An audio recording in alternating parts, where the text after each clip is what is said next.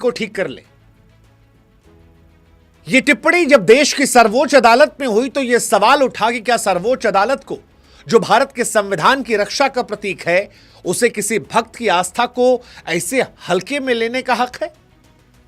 क्या इस देश के मुख्य न्यायाधीश को किसी भक्त को यह कहकर अपमानित करने का हक है कि go and ask your lord Vishnu to do something? क्या यह टिप्पणी सिर्फ एक कानूनी जवाब है या फिर इस देश के करोड़ों हिंदुओं की भावनाओं को चोट करना, उस अधिकार को हनन करना जो हमें संविधान देता है आर्टिकल 25 के जरिए, जहां पूजा करना हमारा अधिकार है? और सबसे बड़ा सवाल, क्या इस देश में हिंदू देवी देवताओं पर टिप्पणी करना आसान है? क्योंकि इस तरह की टिप्पणी किसी मस्जिद को लेकर, किसी चर्च को लेकर, किसी गुरुद्वारे को लेकर अगर होती तो आप अंदाजा भी नहीं लगा सकते कि क्या से क्या हो जाता। इसीलिए सवाल है, क्या हिंदू हमेशा सॉफ्ट टारगेट रहेगा जबकि बाकी धर्मों को छूना रेड लाइन को क्रॉस करने से माना आता है? यह सवाल इसलिए उठ रहा है क्योंकि 16 सितंबर 2025 को सुप्रीम कोर्ट में एक याचिका पर सुनवाई होती है। मामला जो था वो मध्य प्रदेश के खजुराहो में जावरी मंदिर का, जो यूनेस्को विश्व धरोहर स्थल का हिस्सा है। इस मंदिर में भगवान विष्णु की 7 फीट ऊंची लंबी मूर्ति है, जो याचिकाकर्ता के अनुसार मुगल आक्रमणकारियों के जरिए क्षतिग्रस्त हुई थी। इस मूर्ति का सिर टूटा हुआ है और इसे ठीक करने या फिर बदलने की मांग थी। याचिकाकर्ता का यह कहना था कि मंदिर चंदेल राजाओं ने 9वीं से 12वीं सदी के बीच में बनवाया था। इसकी पवित्रता बहाल करना भक्तों का हक है। संविधान का अनुच्छेद 25 पूजा का अधिकार देता है। याचिका में एएसआई और केंद्र सरकार से भी हस्तक्षेप की मांग की गई थी, लेकिन जब यह सुनवाई हुई तो हमारे देश के मुख्य न्यायाधीश भूषण रामकृष्ण गवई और जस्टिस के विनोद चंद्रन की बेंच ने इस याचिका को खारिज कर दिया। उनका तर्क था कि मामला एएसआई के दायरे में आता है और खजुराहो एक संरक्षित पुरातात्विक स्थल है। एएसआई के नियम कहते हैं कि ऐसी मूर्तियों को बदलने या ठीक करने से ऐतिहासिक मूल्यों को नुकसान हो सकता है। तकनीकी तौर पर देखें तो अदालत के पास एक पॉइंट था। सुप्रीम कोर्ट हर पुरातात्विक मामले में दखल नहीं दे सकती, लेकिन विवाद हुआ सीजीआई की टिप्पणी को लेकर। सीजीआई ने कहा कि यह पूरी तरह से पब्लिसिटी स्टंट हो जाएगा। आप एक काम कीजिए, जाइए और अपने देवता से कहिए कुछ करें। आप भगवान विष्णु के कट्टर भक्त हैं ना, तो जाइए और भगवान विष्णु से कहिए कि ठीक कर दे। यहीं सारा मामला गड़बड़ा गया। सवाल उठा कि क्या अगर किसी और धर्म को लेकर कोई याचिका गई होती तो उस याचिका में उस धर्म को लेकर यह कहा जाता, और अगर इस देश में सब कुछ भगवाने करने लगे तो फिर सुप्रीम कोर्ट की जरूरत क्या है? सुप्रीम कोर्ट तो भी कह सकता है कि जाओ, भगवान अपने आप देखेंगे। कुल मिलाकर कोर्ट की टिप्पणी को लेकर फिलहाल बवाल बचा हुआ है। कोर्ट की तरफ से कुछ और बातें भी कही गई। कहा गया कि अगर आप शैववाद से विमुख नहीं हैं तो खजुराहो में शिव का एक बड़ा लिंगम है, वहां पूजा कीजिए। अब ये टिप्पणी जो थी, ये टिप्पणी भी हल्की और व्यंग्यात्मक लगी। खासतौर पर यह टिप्पणी जब सुप्रीम कोर्ट के चीफ जस्टिस से आती है, एक भक्त के लिए जो अपनी आस्था के लिए अदालत पहुंचा था। लोगों को यह टिप्पणी अपमानजनक लगी। वैकल्पिक पूजा स्थल सुझाना, वो भी शिवलिंगम का, विष्णु भक्त के लिए असंवेदनशील था। कानूनी विशेषज्ञ कहते हैं कि फैसला ठीक हो सकता है, लेकिन भाषा जो थी वो सुप्रीम कोर्ट की चीफ जस्टिस साहब की संयमित होनी चाहिए थी।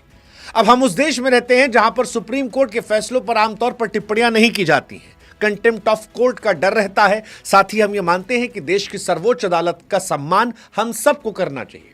बिल्कुल सही बात है, हम सबको सुप्रीम कोर्ट के चीफ जस्टिस और सुप्रीम कोर्ट की टिप्पणियों का सम्मान करना चाहिए। लेकिन सवाल यह है कि क्या सुप्रीम कोर्ट के चीफ जस्टिस को भी धार्मिक मामलों में टिप्पणियां जो हैं वो और ज्यादा निष्पक्ष होकर या और ज्यादा सम्मानजनक, रिस्पेक्टफुल होकर नहीं करना चाहिए? यह सवाल बड़ा महत्वपूर्ण है, क्योंकि इस सवाल से ही जनता के गुस्से को समझा जा सकता है। सोशल मीडिया पर फिलहाल काफी टिप्पणियां हो रही हैं। बहुत सारे लोग हैं जो इसे हिंदू आस्था पर हमला बताते हैं। वकील विनीत जिंदल ने तो राष्ट्रपति द्रौपदी मुर्मू को पत्र लिख दिया है और कहा है कि सीजीआई ने जो टिप्पणी की है उससे हिंदू समाज की आस्था पर चोट पहुंची है और सुप्रीम कोर्ट के चीफ जस्टिस को अपनी टिप्पणी वापस लेनी चाहिए।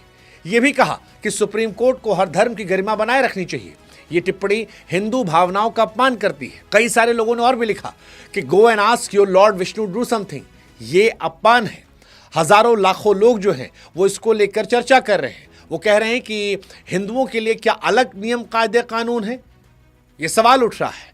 कईयों ने यह भी कहा कि अगर किसी याचिका में दम ना हो तो याचिका को खारिज करने का अधिकार सुप्रीम कोर्ट का, लेकिन याचिका के साथ विशेष टिप्पणी के जरिए जो आस्था का मजाक उड़ाया जाता है, क्या वो सही है? क्या ऐसी टिप्पणी किसी मस्जिद चर्च के लिए हो सकती है? और अगर होती तो हम कल्पना कर सकते हैं कि कैसे इस देश में हेडलाइन बनती, कैसे इस देश में विरोध होता, कैसे इस देश में राजनीतिक हंगामा होता। ये सवाल बड़े महत्वपूर्ण हैं। कुछ लोग महाभियोग की भी मांग कर रहे थे। हालांकि कानूनी रूप से यह संभव नहीं है, लेकिन कुल मिलाकर कहें तो एक बात जो स्पष्ट है वो ये कि जनता का गुस्सा दिख रहा है। वो इसे हिंदू आस्था पर चोट मानते हैं और सवाल भी उठाते हैं कि क्या ये सब कुछ सिर्फ हिंदू समुदाय पर चोट करने के लिए होगा, क्योंकि हिंदू समुदाय पर चोट करना आसान है। भारत एक ऐसा देश है जहां संविधान सभी धर्मों को बराबर अधिकार देता है, लेकिन कई बार हमने देखा कि हमारे देश के नेता हों या अभिनेता, वो बार बार हिंदू धर्म को लेकर टिप्पणियां कर देते हैं। और शायद ऐसा इसलिए क्योंकि हिंदू भावनाओं की जब बात आती है तो प्रतिक्रिया कमजोर होती है। उदाहरण के तौर पर आप कल्पना कीजिए कि अगर इन्हीं सीजीआई ने कहा होता कि अल्लाह से पूछे या यीशु से प्रार्थना कीजिए, तो शायद अंतर्राष्ट्रीय स्तर तक हंगामा मच जाता, विरोध मार्च, फतवे या फिर राजनीतिक बयानबाजियों का दौर बढ़ जाता। लेकिन हिंदू आस्था पर टिप्पणी होती है तो कोई कुछ कहता नहीं है। हिंदुओं को आमतौर पर सहनशील माना जाता है और यही सहनशीलता क्या ऐसी टिप्पणियों की वजह बनती है? ऐसा सोशल मीडिया पर बहुत सारे लोगों की चर्चा का हिस्सा बनने लगा है। अब ये टिप्पणी जो है ये हमारे जज गवई साहब की तरफ से आई है। वो भारत के 52वें मुख्य न्यायाधीश हैं। उनका सम्मान है क्योंकि वो देश के एक बड़े पद पर बैठे हुए हैं।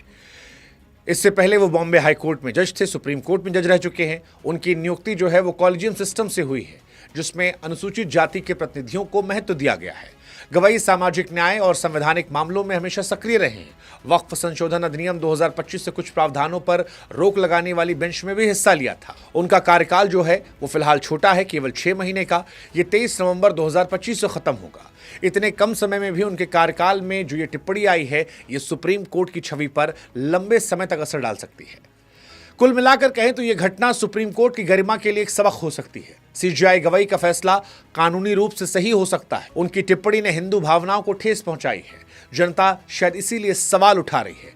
वकील विनीत जिंदल जैसे लोग इसीलिए मांग करें टिप्पणी वापस ले ली जाए।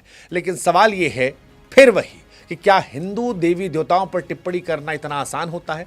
और अगर सब कुछ इस देश में संविधान से चल रहा है, तो जो संविधान सभी धर्मों को समानता का अधिकार देता है, तो क्या देश के सुप्रीम कोर्ट को उसकी रक्षा नहीं करनी चाहिए?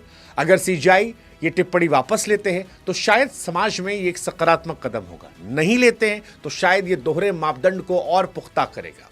लेकिन सुप्रीम कोर्ट को भी समझना होगा कि उनका सम्मान भी तब तक है जब तक वो भी अपनी गरिमा का चिंतन करेंगे। हर आस्था का सम्मान होना चाहिए।